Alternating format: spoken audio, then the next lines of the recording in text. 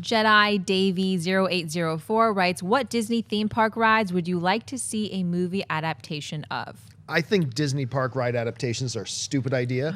I remember when they first announced Pirates of the Caribbean, I went off on this like profanity-laced tirade about what a stupid idea was. Then I went to go see the first Pirates of the Caribbean, and I freaking loved it. Tomorrowland didn't work out so great, whatever. But I mean, look, it comes down to this. I say this a lot. You can make a movie about anything. I can make a movie about, Bobby, the 3/4 empty water bottle.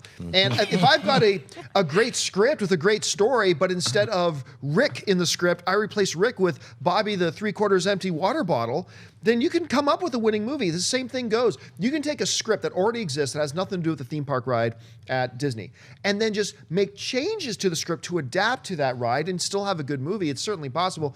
But because of that, I really can't think of any rides at Disneyland I would like to see turned into a movie off the top of my head. What about you, Mark? You know what's really sad is that inside that tiny bottle of water, there's a little Alicia Vikander swimming around, dreaming about that time she hooked up with Professor X.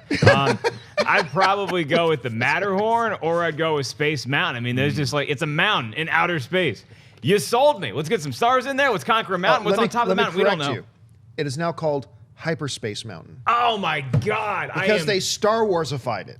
It's Hyperspace Mountain. Yes. Actually, it's got Star Wars theme to it. Okay, but now if we make Hyperspace Mountain, does that have to be canon? Can we not have Plagueis in there because it's not canon yet? Like I want to see that, or the Matterhorn sounds like something that, hey, you know what? Vin Diesel wanted to make a Hannibal movie. Just combine that with the Matterhorn, and he can ride an elephant up a tall mountain. You know what?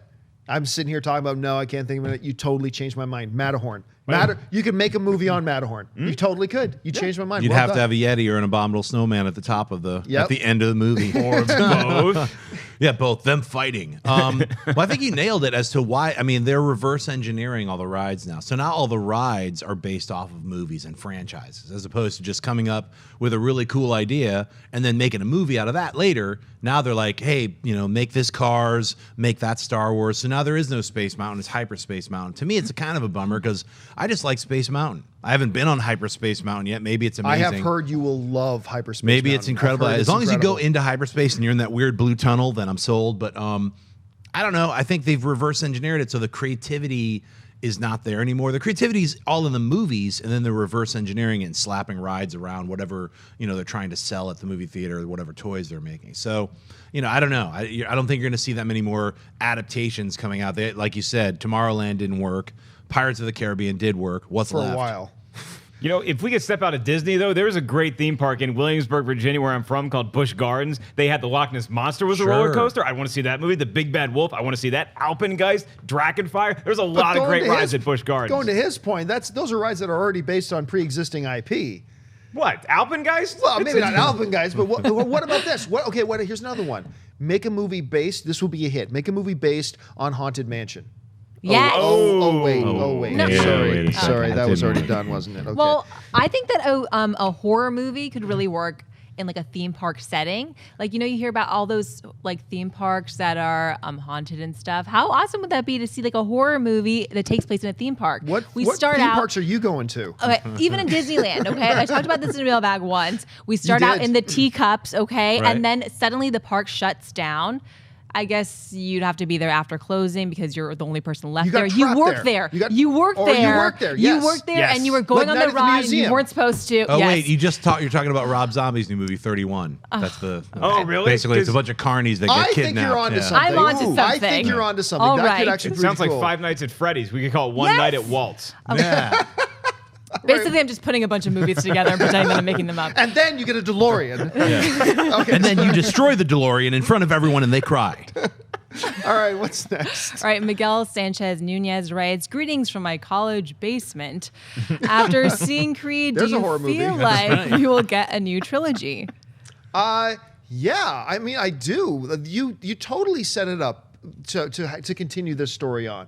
They ended off really at the first step of the new thing. And, it's hard to really talk about it without giving spoilers away, but we won't. Creed is fantastic, and the movie ends in such a way that you want to come back tomorrow to see the next chapter, to see what comes next. And there's a lot of different directions that they can go. It will all depend on ultimately how successful the film is. But it's off to a great start. Came in 3rd place in its opening weekend, made $30 million just on the Friday to Sunday traditional weekend. I think it made like $44 million on the wider Thanksgiving Day weekend. So it's off to a good start. If it has some legs, you can bet within the next 3 weeks you're going to hear that the studio has greenlit the sequel and then they'll move forward with it. What do you think? You're going to tell me Yvonne Drago didn't reproduce? I mean, are you going to tell me that Clubber Lang never had relations with a woman? Yeah. Are you kidding me? There's a lot of offspring that you could put in the Rocky universe now, in the Creed universe, that I would pay to see. I pity the fool who doesn't put my son in the next movie. I pity the fool. I'm coming from the college basement dorm. Please answer my question about Creed. That's how I would have read it. But All right, what's next? Gabriel Bailey writes, who do you think would make a good biopic, living or dead? My pick is Phil Knight from Nike.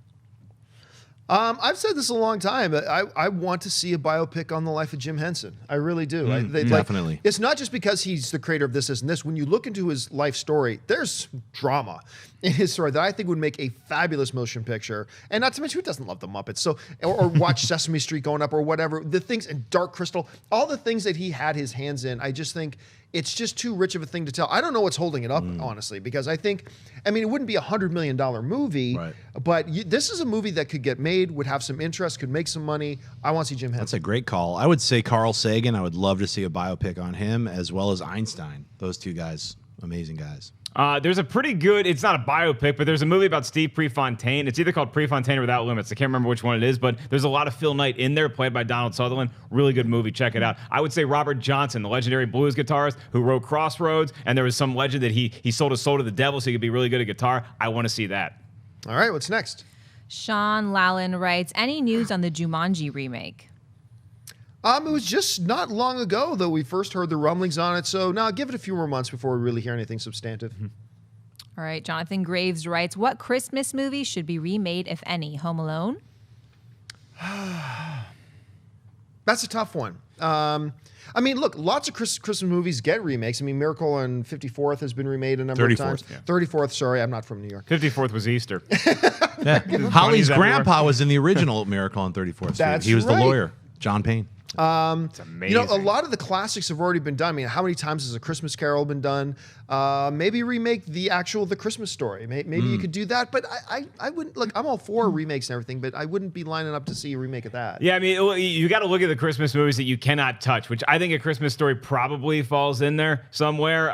The one that I would like to see is just another version of A Christmas Carol. We've gotten so many great ones that remaking it and doing another one doesn't hurt the lineage at all. Like, you have the classic, really old one. You have the one with George C. Scott, the one with Patrick Stewart that was on TNT, the one with Jim Carrey, the one with the Muppets. I'd like to see just another one. Scrooged, which was Scrooge with Bill Murray is one of my version. favorite The movies ever. Muppets, yeah, like it's been done so many times that so I can't really think of any off the top of my head. There's so many amazing new ones. Go see The Night Before. I know you guys. It's still out. It's a great brand new Christmas story, Christmas movie. I think you're missing out. You're going to be talking about it in 3 years once it's out on DVD and everybody's watching it. Like, it's a brand new Christmas movie. But see it now. What if I threw this one at you? Gremlins.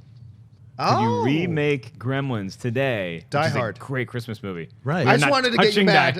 We're not touching Die Hard. They are Bruce, don't listen to it. No, they are doing Gremlins.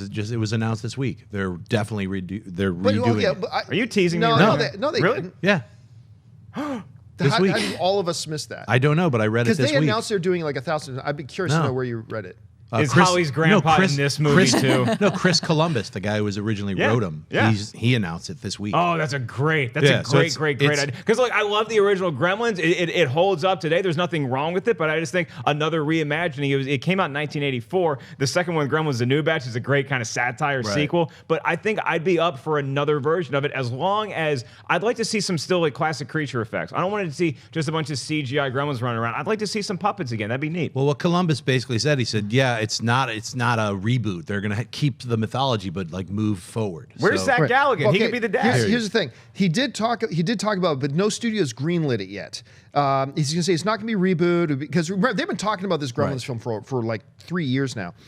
It will not be a remake in any way, shape, or form. Chris Columbus has come out and said that for the first time it is very near and dear to his heart. So as long as he is alive, it will never be remade. So the only thing that they will be, and apparently are going to be, is doing something along the lines of like Jurassic World, where it would be like 30 years later. So it sounds like it's still in its conceptual stage. Right. It's not. It hasn't been announced yet. Right. It's like they're not like the principal of photography on Gremlins, the new batch. The newer batch. Yeah, the newer batch. But reading that from Chris Columbus was like, that was just this week. I was like, wow. Yeah, I that say was great. greenlight that movie instantly. Who can stop the Gremlins? You guessed it. Tupac Shakur. And Godzilla. And Godzuki. All right, 2 more. All right, Film and Water Podcast writes, is there a movie you'll only watch on the big screen? For instance, I can't bring myself to watch Lawrence of Arabia at home. Well, then you'll never see it. Honestly, look, there's tons of movies that you're robbing yourself if you don't see it on the big screen. But I mean, it's certainly not to the point where it'd be like it's so tailored to the big screen you just can't watch it on the small screen. So like, a movie will come out and I'll say, look, go see it while it's on the big screen because you're going to get your fullest appreciation for it there. But if time went and you miss it and you didn't know about it, I would still definitely say, yeah, grab it, man. Watch it at home if you can. But can you think of one? You know what? To be honest, nothing takes away from the movie-going experience, especially when films like Interstellar was shot in like, I think it was 65 millimeter. It's like certain films were made to be experienced in a movie theater. And you're right. You should see Lawrence of Arabia on the biggest screen possible. I mean, cinematography in that movie, man. The Wizard of Oz, I went and saw it on IMAX last year. It was incredible. It transformed the entire filmmaking experience for me because I grew up seeing it as a little kid on TV, and then to see it actually on the big screen is a completely different experience.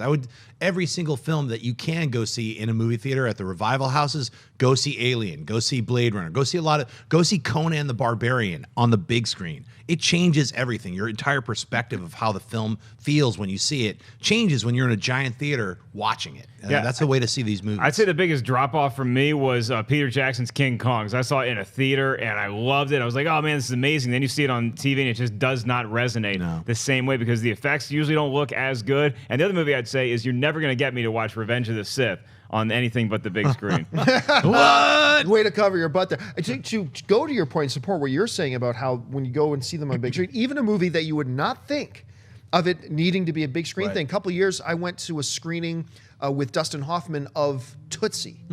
And even then watching it on the big screen, it was like a totally different thing. It was just such a different kind of experience.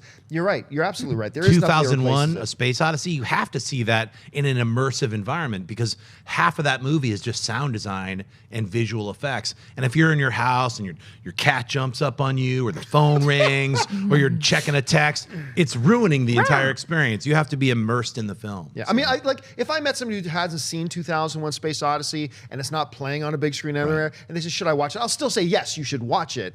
But if you have the option of TV or the big screen, always take big screen. Always take big screen. All right, last question of the day. Max Galaxy writes, what are the best ways to network in the entertainment industry?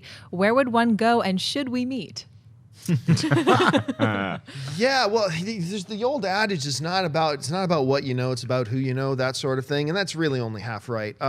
How to network in this town, I don't know. I'm a social buffoon. I'm not good in social situations, and I generally don't like people. So I'm not really the person to talk. All the networking I've done has just kind of happened by accident over the years and years and years and years. So if somebody were to come to me and say, hey, I'm new in LA, where do I go to network? I don't know. Schnepp, you're a lot better at stuff like that. You know a lot of people, things like that. What would you suggest to somebody coming to town is like the best way to network with new circles that way? I would definitely never approach someone by saying, I'm trying to meet new people and I'm trying to network. That's a red flag for everyone. Bodies in my basement. I'm in a college basement writing strange messages about Creed.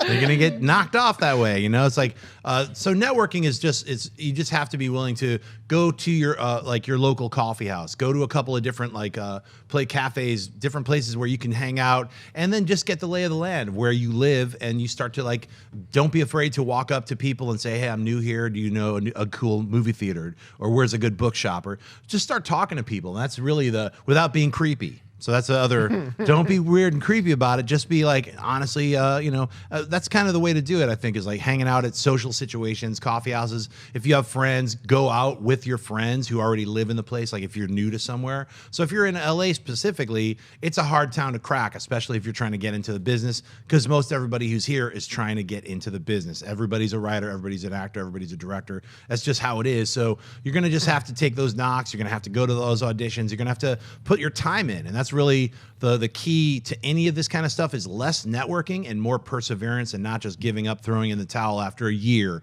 or 2 years. That's what most everybody does who leaves LA and is bitter about their experience, is because they gave up. You can't give up. You have to persevere, and eventually you'll meet other people who stuck around and persevered, and they're working in the zone that you want to work in. They might be in theater, they might be in comedy, they might be in music or television or movies, but you'll find those people. It just takes a while. Yes, Mark, as the recipient of a record 8 restraining orders. Thank you. What is your trick to social networking? I'm phenomenal in social situations. My trick would obviously use social media to your advantage, because regardless of what town or city you live in, you don't have to be in Hollywood when you start working in film or TV production. There's always stuff that's going on in every major city that you can have access to and maybe apply for a job or an internship. At some point, you are going to have to suck it up and move somewhere where they make movies. It doesn't necessarily have to be Los Angeles. They make a lot of movies in Atlanta now, a lot of cool comic book movies. Go up to Vancouver. There's a lot of places where you can go and try to make a living, but you are going to have to suck it up and start at the bottom. I mean, if you want to be a comic, you start out doing hundreds and hundreds of open mics. If you want to work at a Burger King, you can't stay across the street. You got to walk into Burger King and apply for a job. Same way with movies. You need to be somewhere where they are making them, but it doesn't necessarily have to start out in Hollywood. Hey guys, if you like this clip, click here to watch the entire episode. Also, make sure you subscribe to our YouTube channel because it'll help you stay up to date with all the stuff we've got going on here at Collider.